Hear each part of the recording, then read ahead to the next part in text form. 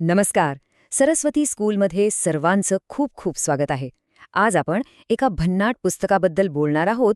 इयत्ता 6वीच्या इंग्लिशच्या पुस्तकातलं George's secret key to the universe. चला तर मग देवी सरस्वतीचं नाव घेऊन या अद्भुत विश्वाच्या प्रवासाला सुरुवात करूया. आणि हो, असेच ज्ञानवर्धक पाठ समजून घेण्यासाठी आपल्या चॅनलला सबस्क्राईब करायला अजिबात विसरू नका. बरं, मग आजच्या या आपल्या प्रवासात आपण काय काय बघणार आहोत? सगळ्यात आधी आपण विश्वाची गुप्त किल्ली म्हणजे जॉर्जची गोष्ट समजून घेऊ. मग तारे कसे जन्माला येतात हे एक मोठं रहस्य उलगडू. त्यानंतर शास्त्रज्ञाची शपथ काय आहे ते पाहू, लेखकांना भेटू, परीक्षेची थोडी तयारी करू आणि हो, शेवटी एक खास गृहपाठ पण आहे. चला तर मग सुरू करूया. तर आपल्या प्रवासाचा पहिला भाग आहे विश्वाची गुप्त किल्ली. यामध्ये आपण आपल्या कथेचा हिरो जॉर्ज आणि त्याच्या इंटरेस्टिंग जगाला भेटणार आहोत. एक विचार करा, समजा घरात टीव्ही, मोबाईल, कम्प्युटर या सगळ्यावर एकदम बंदी घातली तर कसं वाटेल? थोडं विचित्र ना? पण आपल्या जॉर्जची परिस्थिती अगदी तशीच आहे. कारण त्याचे आई-वडील पर्यावरणाचे इतके मोठे समर्थक आहेत की त्यांना या आधुनिक गोष्टी अजिबात आवडत नाहीत. या कथेत आपल्याला काही खूप महत्वाची पाठरं भेटतात. सगळ्यात आधी तर आपला हिरो जॉर्ज, ज्याला प्रत्येक गोष्टीबद्दल जाणून घ्यायचं असतं. मग आहेत त्याचे आईवडील, जे टेक्नॉलॉजीच्या एकदम विरुद्ध आहेत. आणि मग एंट्री होते त्याच्या नवीन शेजाऱ्यांची, ॲनी आणि तिचे वडील एरिक, जे खूप हुशार शास्त्रज्ञ आहेत. आता या पुस्तकाचा खरा संघर्ष काय आहे माहितीये? तो या दोन विचारांमध्ये आहे. एका बाजूला आहेत एरिक, ज्यांना विज्ञानाचा वापर सगळ्यांच्या भल्यासाठी करायचा आहे, आणि दुसऱ्या बाजूला आहे एक दुष्ट शास्त्रज्ञ, ज्याला हेच विज्ञान फक्त स्वतःच्या फायद्यासाठी, स्वार्थासाठी वापरायचंय. आणि भेटूया या कथेच्या सुपर हिरोला. याचं नाव आहे कॉस्मॉस. हा काही साधासुधा कम्प्युटर नाहीये. हा इतका सुपर इंटेलिजंट आहे की तो विश्वात कुठेही जाण्यासाठी अक्षरशः एक दार, एक खिडकी उघडू शकतो. कल्पना करा, आपण एका क्षणात दुसऱ्या ग्रहावर किंवा ताऱ्यांच्या जवळ अगदी कृष्णविवरात जाऊन सुखरूप परत येऊ शकतो. पण यात एक मोठी गोष्ट आहे. कॉस्मॉस स्वतःहून काहीच करू शकत नाही. तो पूर्णपणे माणसांच्या सूचनांवर, त्यांच्या विचारांवर चालतो. जॉर्जच्या या साहसी प्रवासात एका खूप मोठ्या वैज्ञानिक रहस्याचा उलगडा होतो. ते म्हणजे आकाशातले हे चमकचमणारे तारे हे जन्माला कसे येतात. चला तर आपणही हे रहस्य जाणून घेऊया. तर ताऱ्यांचा जन्म होतो प्रचंड मोठ्या ढगांमध्ये. हे ढग वायू आणि धुळीचे बनलेले असतात. यांनाच नेब्युला किंवा मराठीत तेजोमेघ म्हणतात. ही झाली पहिली पायरी. आता दुसरी पायरी, गुरुत्वाकर्षण म्हणजेच ग्रॅव्हिटी.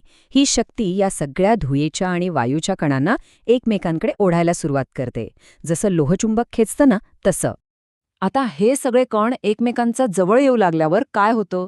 तो ढग आकसतो आणि त्याचा एक गोळा बनतो. आतमध्ये प्रचंड दाब निर्माण होतो आणि तो खूप खूप गरम होतो. ही झाली तिसरी पायरी. आणि मग येते शेवटची, चौथी पायरी. केंद्रात इतकी उष्णता आणि दाब वाढतो की तिथे अणुसंमिलन म्हणजे न्यूक्लिअर फ्युजनची प्रक्रिया सुरू होते. आणि यातून इतकी प्रचंड ऊर्जा बाहेर पडते की एका नव्या कोऱ्या ताऱ्याचा जन्म होतो. आता या 4 पायऱ्या लक्षात कशा ठेवायच्या? त्यासाठी एक एकदम सोपी आणि मजेशीर ट्रिक आहे. NGHF म्हणजेच नेब्युला, ग्रॅव्हिटी, हीट आणि फ्युजन. हे लक्षात ठेवण्यासाठी एक गमतीशीर वाक्य आहे. Never give hippos fries.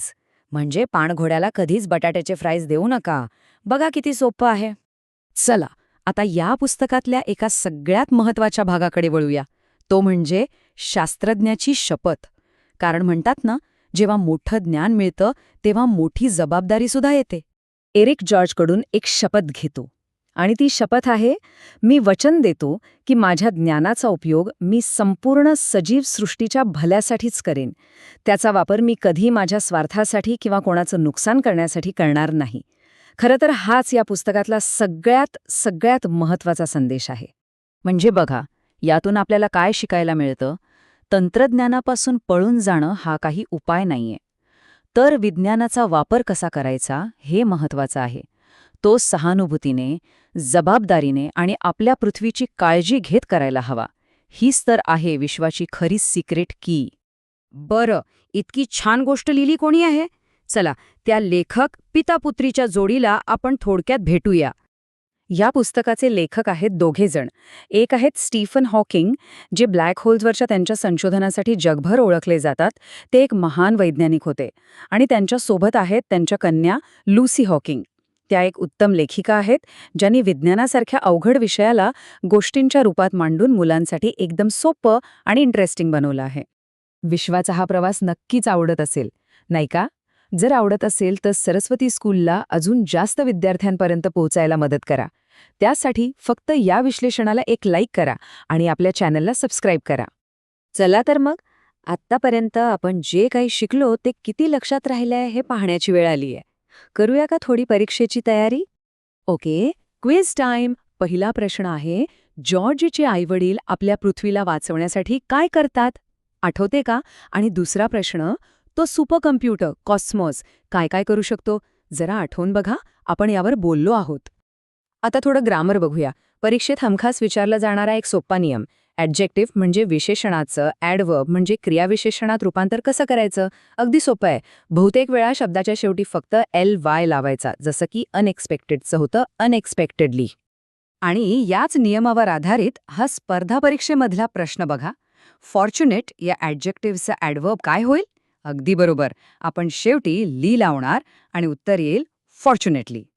आपला शिकण्याचा प्रवास इथेच थांबणार नाहीये, तो घरी सुद्धा सुरू राहायला हवा.